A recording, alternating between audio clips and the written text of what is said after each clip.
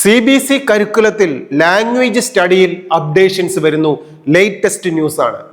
ഇനി മുതൽ 6ാം ക്ലാസ് മുതൽ പഠിക്കുന്ന വിദ്യാർത്ഥികൾക്ക് R1, R2, R3 പാറ്റേണിൽ 3 ലാംഗ്വേജസ് മസ്റ്റ് ആയിട്ട് പഠിച്ചിരിക്കണം. ഒരു ഫോറിൻ ലാംഗ്വേജ്, ഈ ഫോറിൻ ലാംഗ്വേജ് ഇംഗ്ലീഷ് നമുക്ക് ചൂസ് ചെയ്യാം, അല്ലെങ്കിൽ ജർമ്മനോ ഫ്രഞ്ചോ നമുക്ക് ചൂസ് ചെയ്യാം.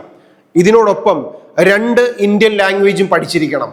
ഇങ്ങനെ 3 ലാംഗ്വേജിന്റെ സ്റ്റഡി 6th സ്റ്റാൻഡേർഡ് മുതൽ ഈ 2026 അക്കാഡമിക് ഇയർ ഓൺവേർഡ്സ് പഠിച്ചു തുടങ്ങിയാണ്.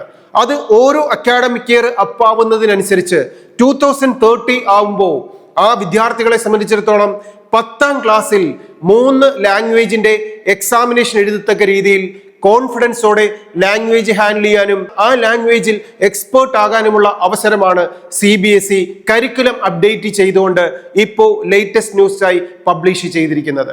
അപ്പോൾ സബ്ജക്റ്റുകൾ പഠിക്കുന്നതിനോടൊപ്പം ഒരു ഫ്യൂച്ചർ കരിയറിനെ ടാർഗറ്റ് ചെയ്തുകൊണ്ട് സബ്ജക്റ്റിൽ എക്സ്പെർട്ടൈസ് നേടുന്നതിനോടൊപ്പം ലാംഗ്വേജിന്റെ ഇമ്പോർട്ടൻസും കൂടെയാണ് CBSE ഇതിലൂടെ ഉറപ്പാക്കുന്നത്.